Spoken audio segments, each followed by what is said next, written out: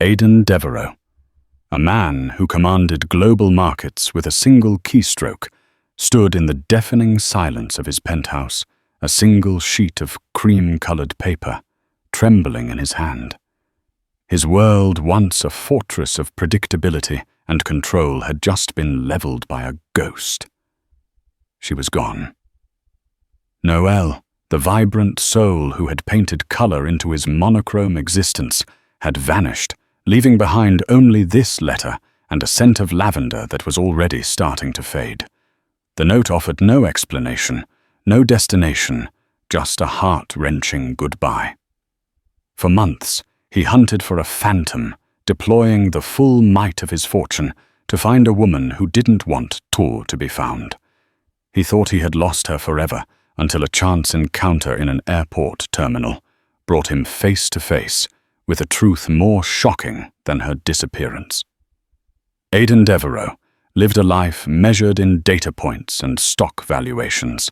His company, Nexus Dynamics, was at the forefront of predictive AI, and his personal fortune was a figure so vast it had become an abstraction. His penthouse, a glass-walled marvel overlooking the sprawling city of San Francisco, was less a home and more a monument to his success. Every surface was sleek, every corner was calculated, and every object had its place. It was a world of perfect, sterile order. And then there was Noelle Winters. She was the beautiful, chaotic variable in his otherwise flawless equation. He had met her at a charity gala he'd been strong-armed into attending. While others buzzed around him, eager to pitch their next venture, she stood by a window sketching the city lights in a small, worn-out notebook, utterly oblivious to the power circulating in the room. She was a painter, an artist whose hands were perpetually smudged with charcoal and cobalt blue. She saw the world not in numbers, but in hues and textures. For Aidan, she was intoxicating. She was the one thing he couldn't predict, the one asset he couldn't acquire through a hostile takeover. He pursued her with the same relentless focus he applied to his business dealings. He showered her with gifts. She never asked for a rare set of sable brushes from Germany, a private tour of the Uffizi Gallery in Florence, a custom-built studio in the penthouse with a northern-facing window that bathed the room in perfect soft light. He thought he was giving her the world. In reality, he was building her the most beautiful cage imaginable. "You don't need to sell your work at those little street fairs anymore, my love," he'd said one evening, gesturing around her new state-of-the-art studio. "I can support you. You can paint for yourself for us." Noelle had forced a smile, the light in her hazel eyes dimming just a little. "But Aidan," she'd said softly, "the joy is in the sharing. It's seeing someone connect with a piece, knowing it's going to a home where it will be loved." He didn't understand. To him, her art was a hobby, a charming quirk. He loved her, of that he was certain, but his love was possessive. He saw her as the masterpiece of his collection. He would proudly show her off at corporate events, his arm firmly around her waist. "This is Noelle," he would say. "She's an artist." But he never talked about her art, only about her beauty, her grace. He curated her life, suggesting what she should wear, who she should befriend, gently steering her away from her bohemian art school friends and towards the polished, vapid wives of his business associates. The signs of her retreat were subtle at first. The canvases in her studio began to gather dust. She stopped humming as she mixed her paints. The laughter that had once echoed through the sterile halls of the penthouse grew infrequent, replaced by a quiet, pervasive melancholy that Aidan, in his self-absorbed bubble of success, failed to truly notice. He was too busy conquering the world to see that he was losing the one person who made it worth living in. The morning it happened was like any other. He woke before dawn, his mind already churning through algorithms and market projections. Noelle was asleep beside him, her dark hair fanned out across the 1,000-thread-count Egyptian cotton pillow. He'd kissed her forehead, a perfunctory gesture, before heading to his home office. He spent the next 3 hours in a flurry of international calls and data analysis. When he finally emerged ready for the breakfast, his private chef would have prepared, the penthouse was still. Too still. "Noelle," he called out, his voice echoing in the vast, empty space. There was no answer. He walked through the living area, past the minimalist furniture and priceless sculptures to her studio. The door was ajar. He pushed it open, and his blood ran cold. The easels were bare. The brushes were cleaned and stored away. The vibrant chaos of her creative space had been replaced by an unnerving tidiness. It was sterile, just like the rest of his apartment. It was as if she had been scrubbed from the room from his life. Then he saw it. Propped up against a bottle of turpentine on her workbench was a single folded sheet of cream-colored stationery. His name was written on the front in her elegant, flowing script. With a sense of dread coiling in his stomach, he picked it up. His hands, usually so steady during multi-billion-dollar negotiations, trembled as he unfolded the letter. "My dearest Aidan, if you are reading this, it means I have finally found the courage to leave. Please do not try to find me. This is not your fault, not in the way you might think. You gave me everything a woman could ever want, everything except the one thing I truly need myself. In your world of perfect lines and calculated outcomes, I have become a ghost. The woman you met, the one with paint under her fingernails and dreams in her eyes, has faded away. I look in the mirror, and I no longer recognize the person staring back. I am a beautiful object in a beautiful cage, and my soul is suffocating. I love you. A part of me will always love the man who showed me the stars from a private jet. But I need to find the woman who was content to sketch them from a park bench. I need to be messy to struggle to create something that is honest and raw and entirely my own. Please live your life. Be the king of your empire. But let me go. Forever yours in a way, Noelle." He read it once, twice, 12 times. The words blurred, the ink seeming to mock him. It made no sense. He had given her everything. He had protected her, provided for her. How could she call it a cage? He stormed back into the bedroom. Her closet was half empty.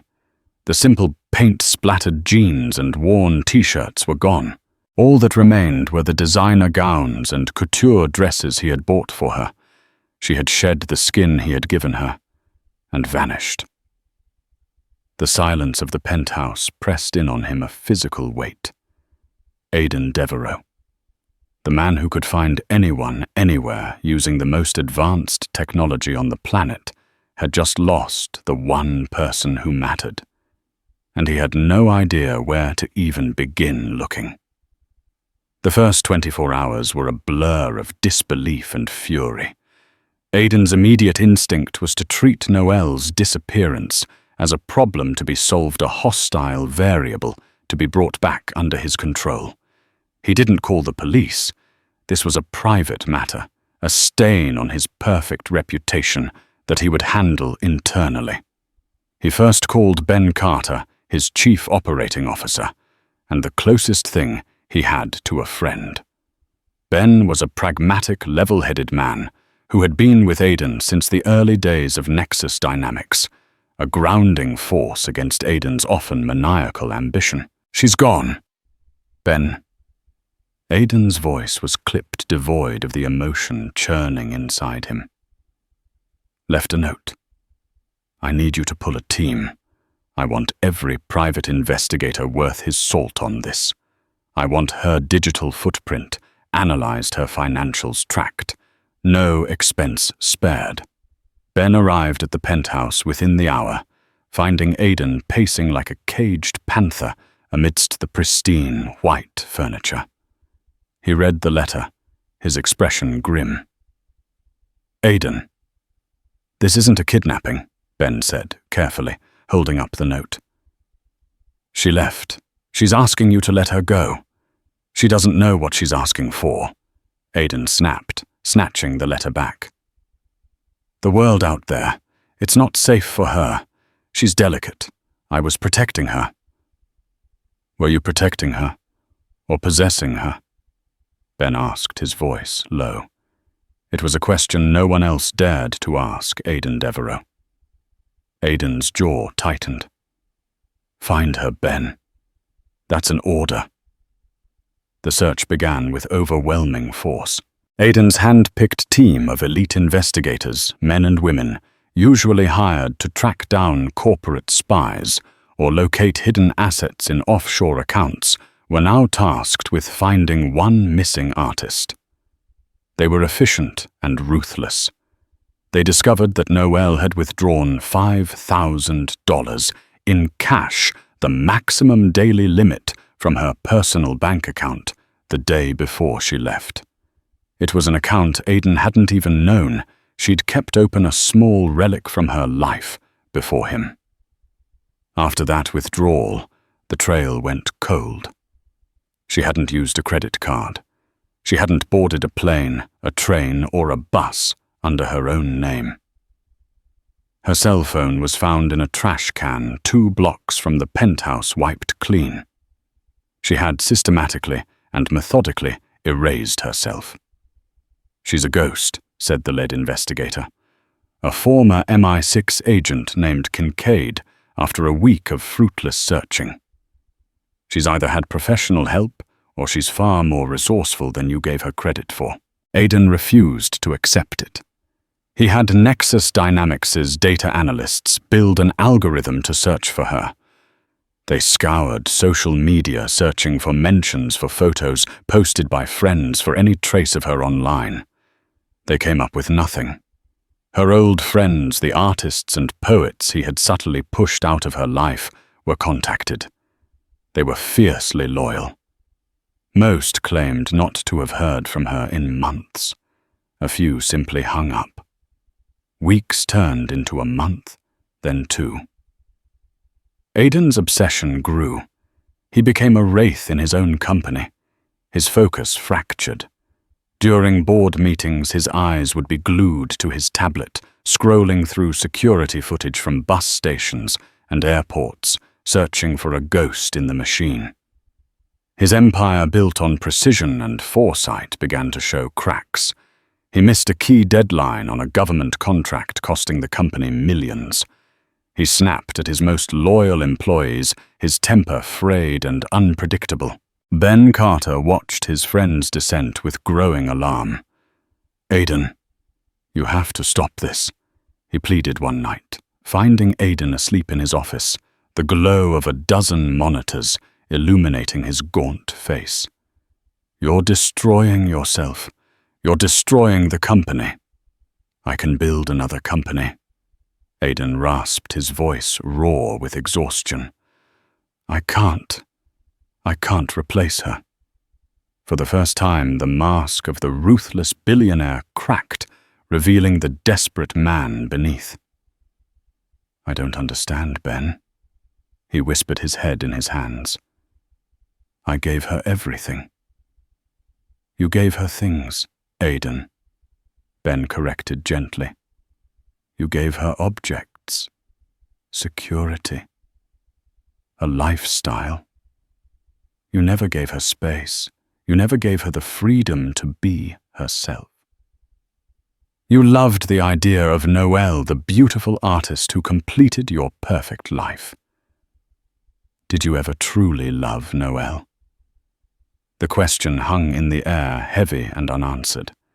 Aidan had no response. He had seen her as his greatest acquisition, and now she was the one asset that had depreciated to zero, vanishing from his portfolio.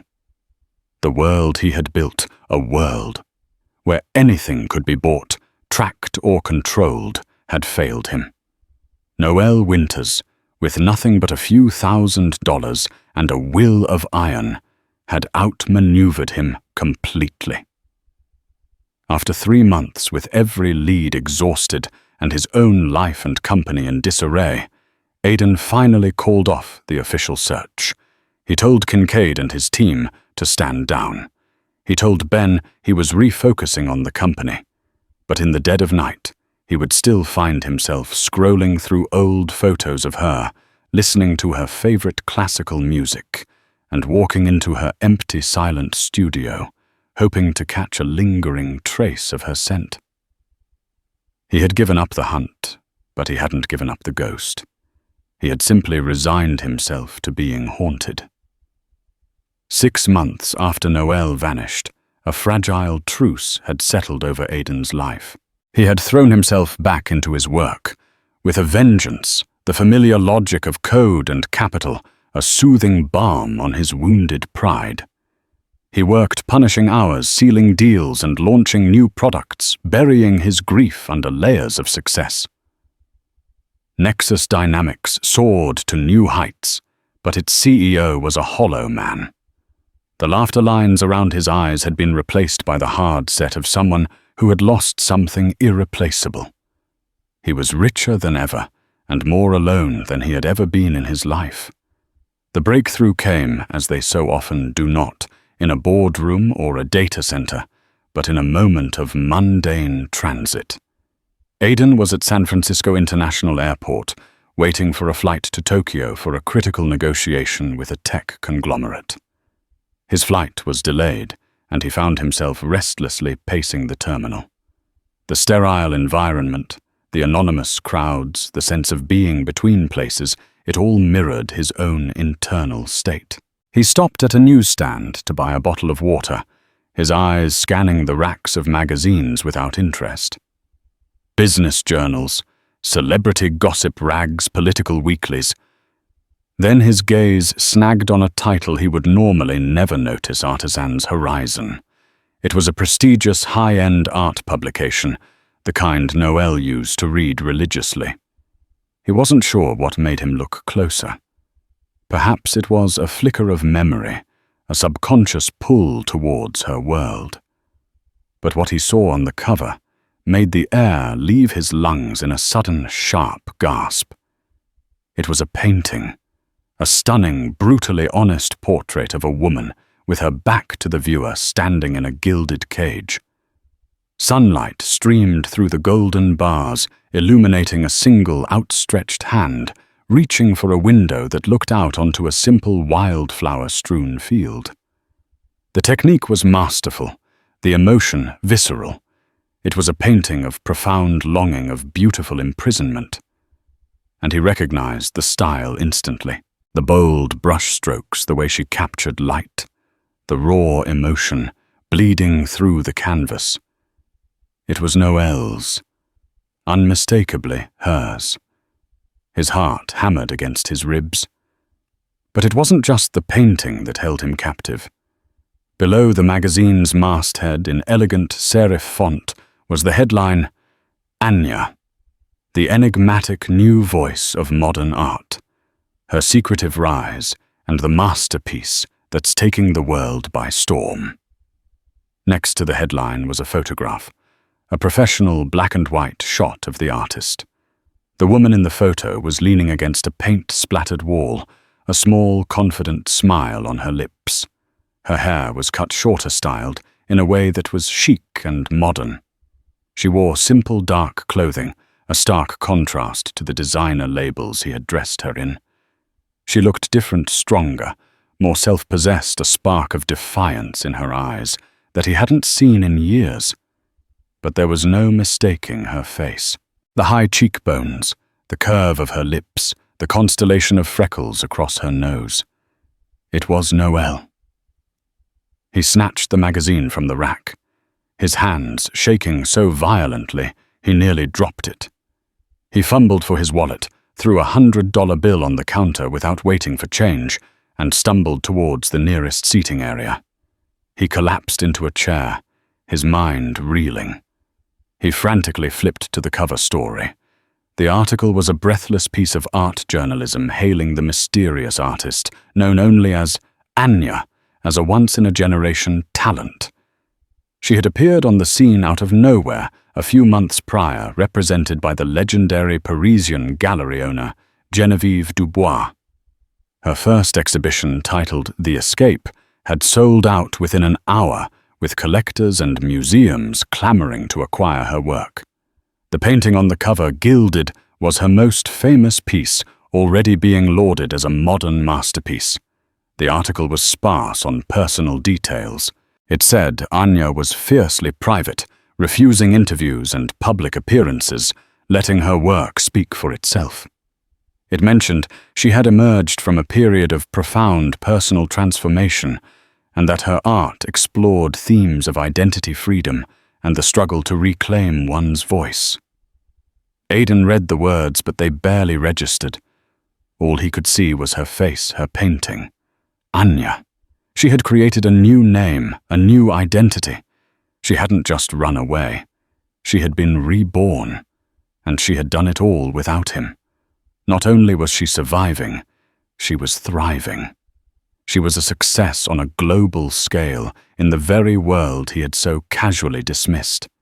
The anger and confusion that had plagued him for months began to curdle into something else. Something he couldn't name.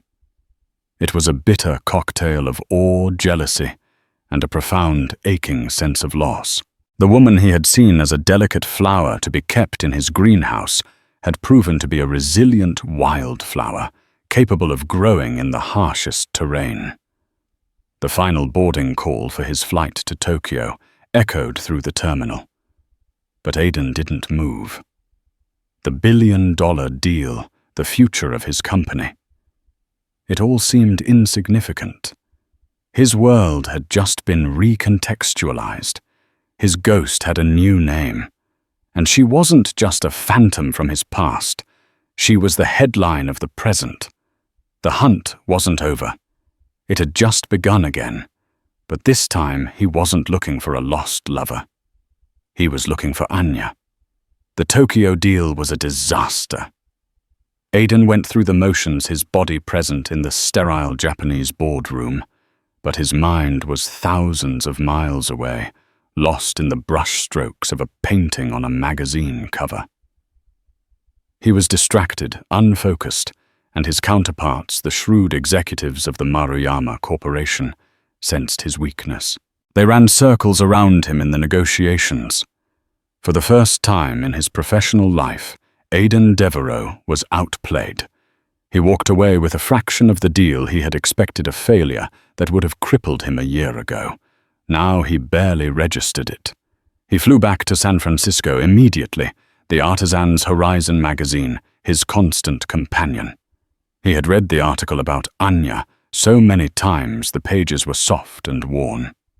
He cancelled his appointments, cleared his schedule, and turned the full obsessive force of his intellect onto a new target, the international art world. It was a world completely alien to him. It operated not on logic and data, but on taste, on influence, on whispers and connections.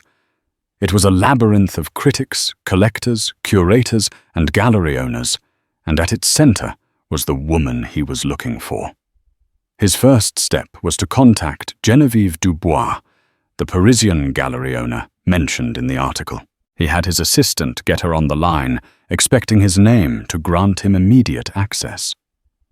Monsieur Devereaux, a cool, accented voice said over the speakerphone, "To what do I owe the pleasure, Ms. Dubois?"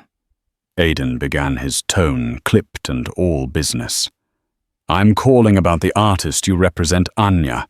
I have a professional interest in acquiring her work, and in meeting her." There was a slight pause. "Anya's collection is sold out for the foreseeable future, monsieur, and she does not meet with collectors. She values her privacy above all else. If you wish to be placed on a waiting list, which is currently several years long, I can have my assistant take your information." "I think you misunderstand," Aidan said, a hard edge to his voice. "I'm not just any collector. I am prepared to pay a significant premium." Genevieve Dubois laughed a sound like ice cubes clinking in a crystal glass. "Monsieur, my clients do not care about a significant premium. They care about art. Anya's work is not a commodity to be traded like your tech stocks.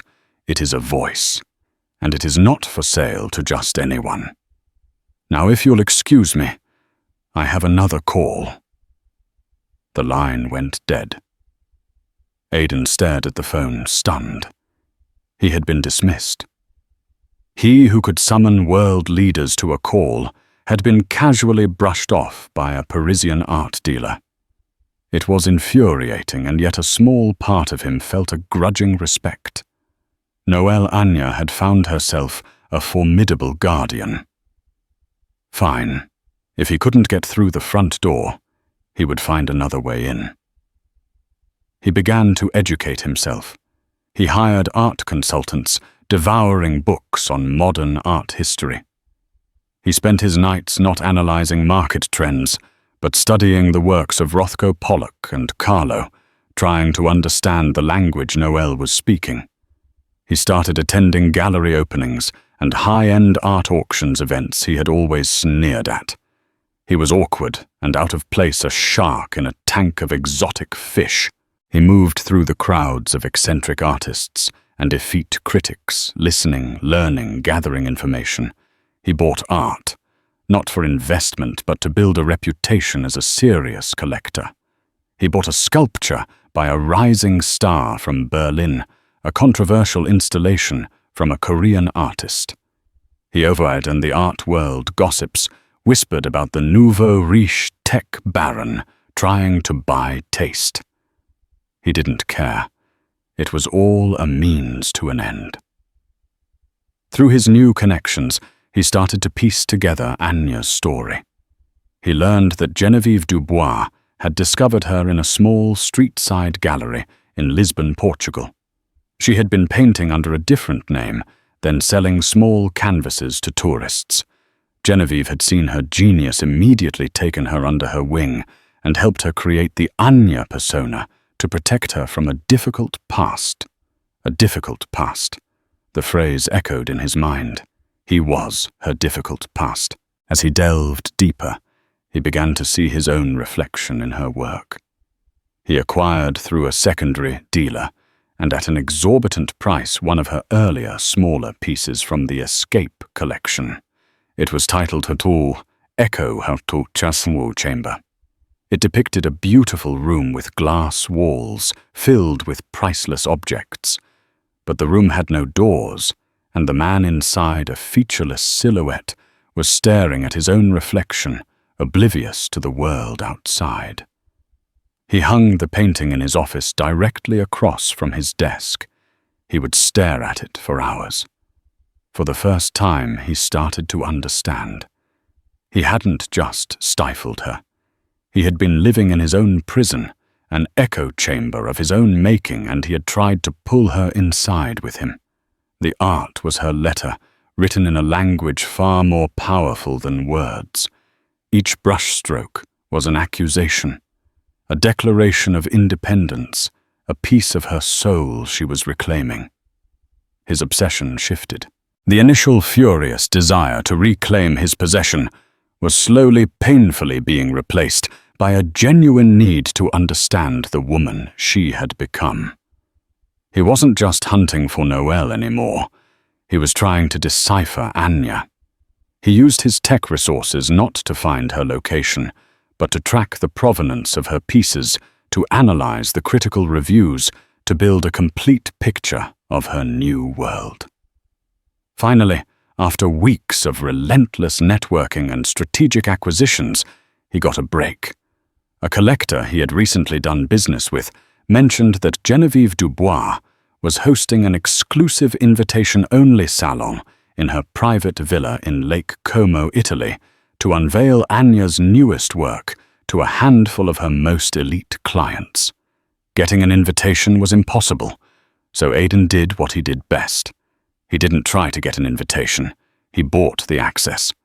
He discovered that the catering company for the event was a subsidiary of a larger hospitality group. A few strategically placed calls and a very significant investment in that group. Later, Aidan Devereaux was on the guest list not as a collector, but as a silent partner of the event's benefactor. He booked a flight to Milan. He was finally going to get past the gatekeeper. He was going to see her work her world. And maybe, just maybe, he would see her. The prospect was both terrifying and exhilarating. He was stepping out of his echo chamber and into the labyrinth she had created. The Villa d'Este on Lake Como was a world away from the cold, hard angles of Silicon Valley. It was a place of old-world elegance of cypress trees and fragrant gardenias, where the gentle lapping of the water against the stone balustrades provided a soothing soundtrack. This was the world Noelle had chosen, a world of beauty and history that made his glass and steel penthouse feel like a futuristic prison. Aidan arrived feeling like an imposter.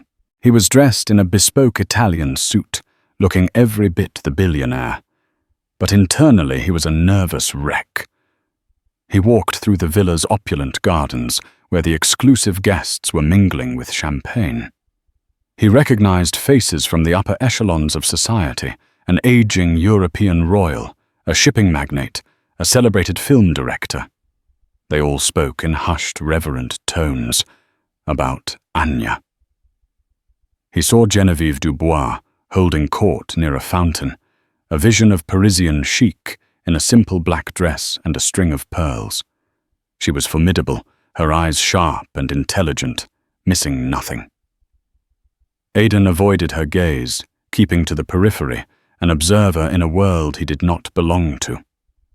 The main event was the unveiling of a single new painting held in the villa's grand salon. The guests were ushered inside, their voices dropping to whispers.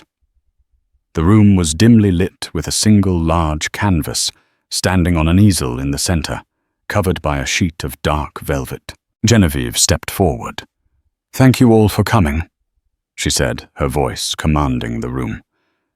"As you know, Anya guards her privacy as it is the well from which her incredible talent springs.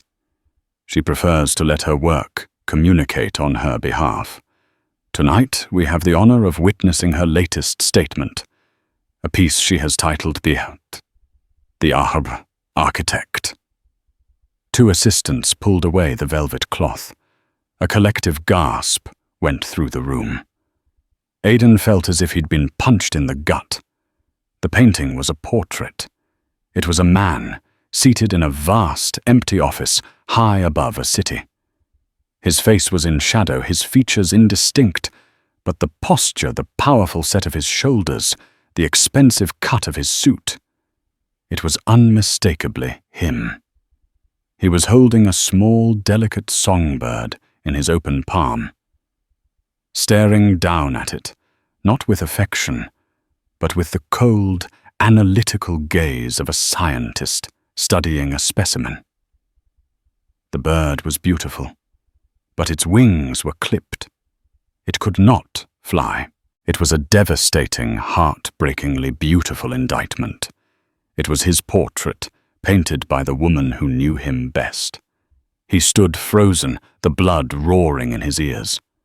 The crowd around him murmured in appreciation, dissecting the technique, the symbolism, the bold critique of patriarchal power structures. They saw a concept. He saw his soul laid bare on a canvas for the world to see. He had to get out.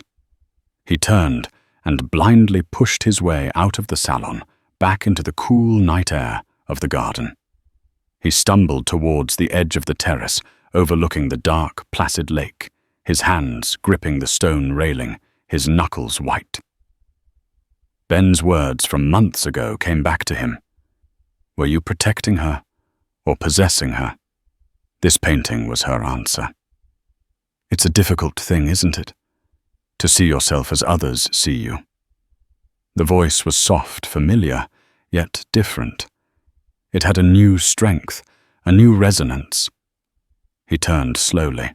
Noelle stood there a few feet away, partially hidden in the shadows of a cypress tree.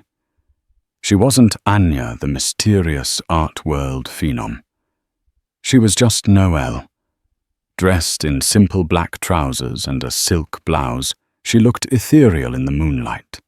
The fear and uncertainty he remembered from her last few months with him were gone, replaced by a calm, unwavering confidence. "Noelle," he breathed her name. It felt foreign on his tongue. "Hello, Aidan," she said, her expression unreadable. "I had a feeling you'd find a way to be here. You were never one to accept a locked door." "The painting," he started, his voice cracking. I didn't realize." "No," she said, taking a step closer. "You didn't. You saw a beautiful songbird, and you wanted its song to be only for you. So you built it a beautiful cage and couldn't understand why it stopped singing." Every word was a perfectly aimed dart piercing through the armor of denial he had worn for so long. "I loved you," he said, the words feeling hollow, inadequate. "You loved the way I made you feel," she corrected him gently. "You loved the idea of me, the quiet, gentle artist who made your perfect world feel a little more human. But you didn't want the messy parts, Aidan. You didn't want the struggle, the doubt, the paint-stained chaos that is essential to who I am. You tried to clean me up, to frame me and hang me on your wall. But I'm not a painting. I'm the artist." He had no defense. She was right. He saw it all now with sickening clarity. His grand, romantic gestures were acts of control. His protection was a form of suffocation. "I'm sorry," he whispered the apology, feeling like a tiny pebble against the mountain of his arrogance. "I was a fool." "Yes, you were," she agreed without malice. "But so was I. I let it happen.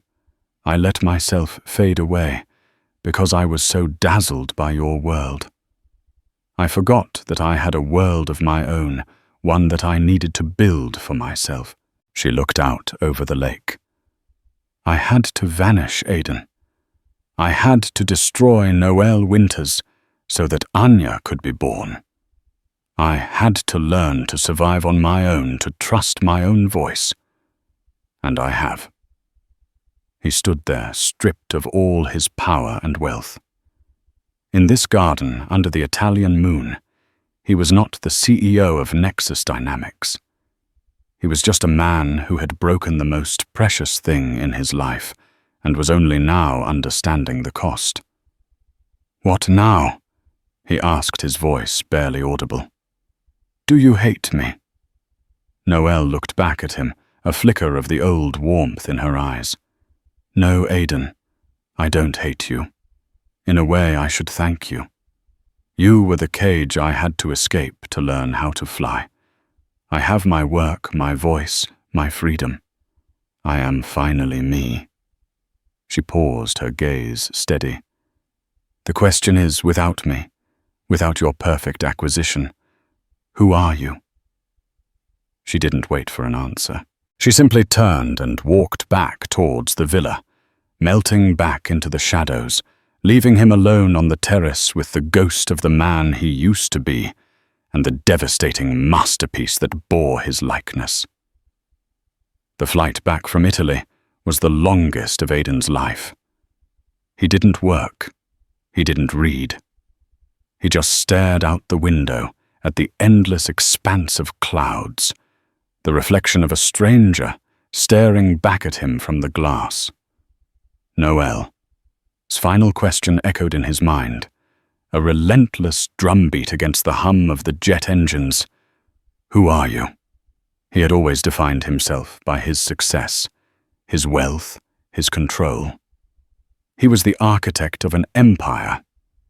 But Noelle's painting, The Architect, had shown him the truth. He was the architect of a prison, and he himself was its chief inmate. His life was as curated and soulless as the penthouse he called home. When he landed in San Francisco, he didn't go to the office. He went straight to the penthouse and walked into her old studio. It was still clean, still sterile, just as she'd left it. He looked at the perfect northern light, the expensive unused equipment. He had given her a perfect space to work, but had denied her the inspiration, the messy, chaotic, beautiful struggle of life. Then he went to his office and stood before Echo Chamber, the painting he had bought. He saw himself in the featureless silhouette, trapped in his own reflection, unable to see out. He had to tear it all down. The next day, he walked into a Nexus Dynamics board meeting and did the unthinkable. He announced he was stepping down as CEO. The room erupted in chaos. Board members, investors he had known for years looked at him as if he had lost his mind. His rival, Connor Reed, who held a minority stake, looked positively gleeful. "I've become a bottleneck," Aidan explained, his voice calm and steady in the storm of their protests. "This company was founded on innovation, on seeing the world differently, and I've lost that perspective. I've been living in an echo chamber." He nominated Ben Carter as his successor. Ben has always been the heart of this company. It's time he became its head. The board fought him, but Aidan was resolute. He was the majority shareholder. His decision was final. He walked away from the company he had built from nothing, leaving a tremor in the foundations of the tech world. His next act was even more shocking to his social circle. He sold the penthouse. He put it on the market for a fraction of its value, wanting only to be rid of it, to shed the skin of the man who had lived there. He moved into a small, unassuming apartment in a different part of the city, one with no view to speak of. He began systematically dismantling his old life. He sold his collection of supercars, his private jet, his portfolio of flashy, empty properties. He felt a lightness with each possession he shed. He was demolishing the gilded Kaj bar by bar, but what to build in its place? He thought of Noelle's passion, the joy she took in her work, a joy he had never truly felt, even at the height of his success. His work had been about winning, about conquering. Hers was about creating, about connecting. With a significant portion of his fortune, he established a new foundation. He called it the Winter's Grant, in honor of the name she had shed. It was a foundation dedicated to supporting emerging artists, the ones who were struggling, the ones with raw, unpolished talent, who were still selling their work at street fairs and in small, unknown galleries. The grant would provide them with funding, studio space, and mentorship, not to control them, but to give them the freedom to create, without the burden of financial desperation. He threw himself into this new project with a focus he hadn't felt in years. But this time, it wasn't about power or profit. He met with young artists, visited their cramped, chaotic studios. He listened to them talk about their dreams and their fears. He learned to see the world through their eyes, in hues and textures, in light and shadow. He saw the passion he had tried to extinguish in Noelle, burning brightly in them, and his mission became to protect that flame, not to cage it. He made no attempt to contact Noelle. He knew this wasn't about winning her back. This was about becoming a man who was worthy of the apology he still owed her. He followed her career from a distance. Anya became a global phenomenon. Her exhibitions in London, Tokyo, and New York were legendary. Her paintings sold for millions. She was a powerful, commanding voice in the art world, and he felt a quiet, profound sense of pride. He had been the catalyst for her transformation, the darkness that had forced her to find her own light. Months turned into a year. Aidan Devereaux. The tech titan faded from the headlines, replaced by quiet stories about the reclusive philanthropist behind the winter's grant. He was a different man. He was quieter, more thoughtful. He learned to find joy not in acquisition, but in contribution. He was no longer the architect of an empire. He was a humble builder, trying to lay a new foundation for a different kind of life. He was finally answering her question. He was discovering who he was. 2 years after that fateful night in Lake Como, the San Francisco Museum of Modern Art announced its most anticipated exhibition in a decade, Anya, a Voice Uncaged, the artist's first major retrospective in the United States. The news spread through the art world like wildfire. It was more than an exhibition. It was a coronation, a triumphant homecoming for the enigmatic genius who had appeared from nowhere and redefined the landscape of contemporary art. Aidan learned of it, not from the society pages, but through an official letter addressed to the Winter's Grant. The museum was proposing a partnership for the opening night gala, with all proceeds from the benefit to be directed to his foundation. The irony was a physical blow so sharp and precise, it almost made him laugh. The institution celebrating her freedom wanted to partner with the foundation he'd named after the identity. She'd shed an identity he himself had nearly erased. He accepted without hesitation. This was never about him. It was about her, and it was about the artists his foundation existed to support. The night of the gala arrived draped in a cool San Francisco fog. Aidan stood for a long moment in his simple apartment, adjusting the knot on a dark conservative tie. He was not the same man who had once commanded rooms like this. That man would have arrived with an entourage, would have expected the sea of people to part for him. Tonight, Aidan dreaded the entrance. He knew she would be there. It was her moment, her masterpiece of a life, on full display. He had no right to cast his shadow over it. His plan was simple: make his speech represent the foundation, and then like a ghost slip out before she ever took the stage. The museum was a symphony of controlled chaos, the clinking of champagne flutes, the murmur of 100 conversations, the flash of cameras. It was a world he once navigated with predatory ease. Now he felt like a foreigner. He bypassed the main reception, slipping into the exhibition halls before they became crowded. He needed to see it. He needed to walk the path of her journey alone. The exhibition was laid out chronologically, a visual autobiography that tore the breath from his lungs. The first room was filled with her early work pieces from before they met.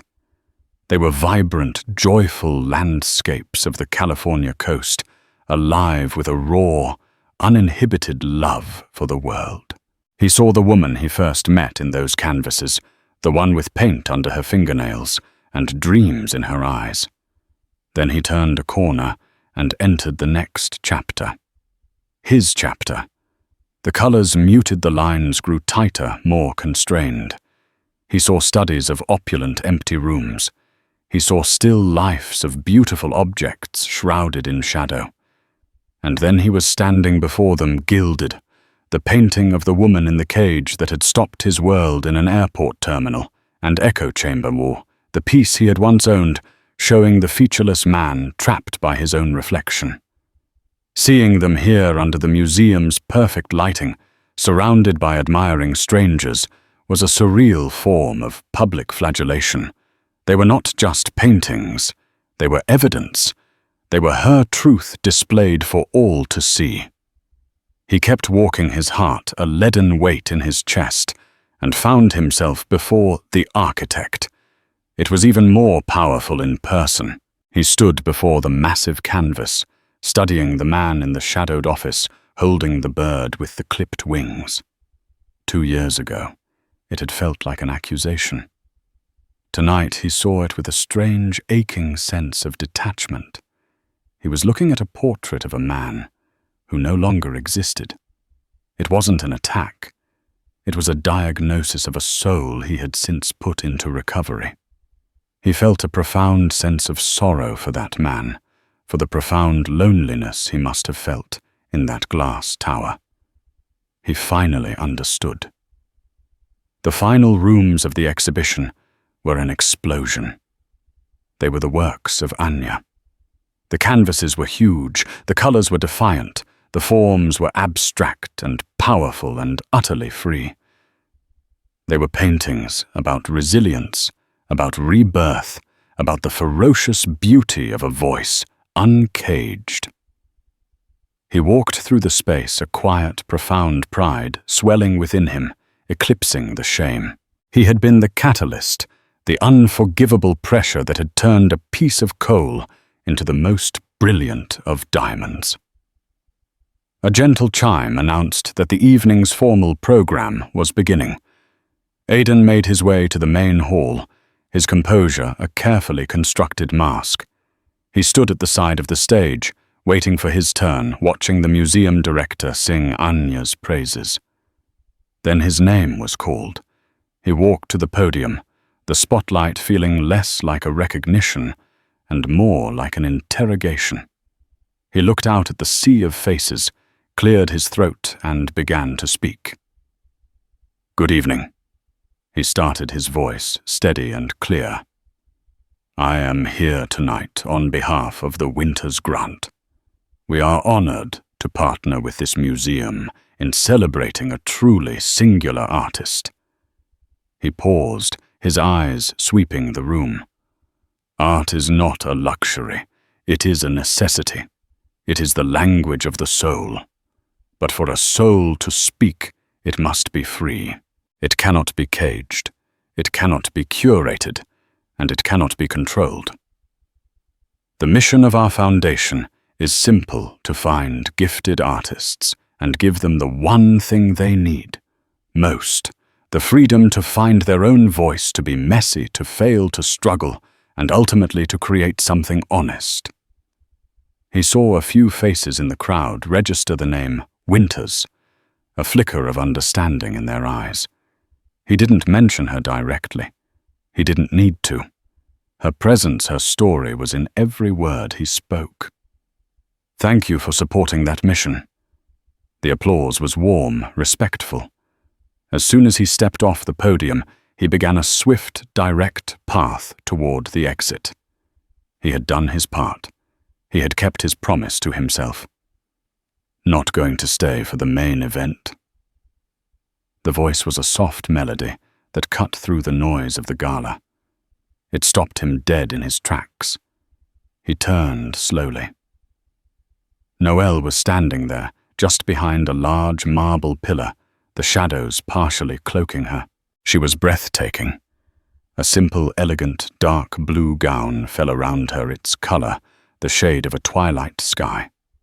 The fierce, defiant artist from the magazine cover and the quiet, haunted woman from his memories had merged into something new. The confidence he had seen in Italy had deepened, now softened by a warmth in her eyes he thought he had destroyed forever. "It's your night," he said, his voice quiet, almost hoarse. "I didn't want to be a distraction." A small, genuine smile touched her lips. "Aidan Devereaux, trying not to be a distraction." She teased gently, the sound light and free. "Now I know you've changed." They stood in a pocket of stillness, the swirling gala a world away. The silence between them wasn't awkward or heavy with unspoken things. It was calm, contemplative. "The foundation," she began, her voice losing its playful edge, becoming soft and sincere. "The Winter's Grant. That was you." It wasn't a question. He could only nod his throat tight. "I wanted to build something, not just own things," he managed to say. "You taught me that." "It's helped so many young artists," she said, her gaze steady and searching. "People who were just like I was. You've done a good thing, Aidan. A truly good thing." "I had to," he replied, the words coming from a place of deep, settled truth. "I owed a debt." to the woman whose name I used." She looked at him, then truly looked at him, and he felt as if she could see the entire grueling journey of the past 2 years etched on his face. She saw the demolition and the slow, difficult reconstruction. "The debt is paid," she said, finally her voice imbued with a quiet absolution. She tilted her head slightly. "Look at you. The last time I saw you, you looked haunted. Tonight, you seem happy." "I'm content," he corrected the distinction vital. "I'm at peace. And you?" "I'm free," she said, and her smile was radiant, a masterpiece all its own. "And I'm home." An announcement came over the speakers, the museum director's voice booming as he invited Anya to the stage. This was it, her moment, the culmination of her escape, her fight, her victory. "I should go," she said, turning slightly toward the stage. "Noelle." He said the name, leaving his lips before he could stop it. She turned back. "I am so incredibly proud of you." He saw tears well in her eyes, shimmering under the gallery lights, but she blinked them back with the strength he now knew so well. "Thank you, Aidan."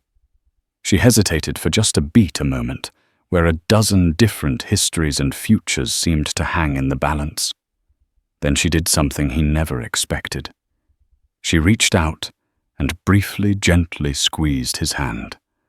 The touch was warm, real, and utterly devoid of the past. "Maybe," she said softly, her voice just for him. "After the noise dies down, we could get a coffee. As friends. I'd like to meet the man who runs the Winter's Grant." With that, she let go, turned, and walked out from behind the pillar, stepping into the blinding lights and the thunderous, roaring applause of the crowd. Aidan stood in the shadows, watching her go. He watched as she took the stage, not as a victim, not as his creation, but as a queen taking her throne. He didn't feel a sting of loss or a pang of regret. All he felt was an overwhelming sense of rightness. The songbird he had once kicked was now soaring her song, filling the world, and he finally was content to simply stand on the ground and watch her fly. A genuine, unforced smile spread across his face for the first time in years. He turned and walked away from the light out of the museum and into the quiet, fog-laced promise of his own new beginning. And so Aidan and Noelle's story comes to a close, not with a fairy tale ending, but with something far more real, the promise of a new, honest beginning. Their journey teaches us a powerful lesson about love identity and the danger of trying to own someone's soul. It shows that sometimes the greatest act of love is letting go, and the most important discovery you can make is finding out who you are when everything you've built comes crashing down. It's a reminder that true wealth isn't measured in dollars or possessions, but in freedom, purpose, and the courage to change. If this story of karmic retribution and profound transformation moved you, please let us know by hitting that like button. Your support helps us bring more tales like this to you. Share this video with someone who loves a story about second chances, and don't forget to subscribe to our channel and ring the notification bell. We have a world of stories waiting for you, and we can't wait to share them. Thank you for listening.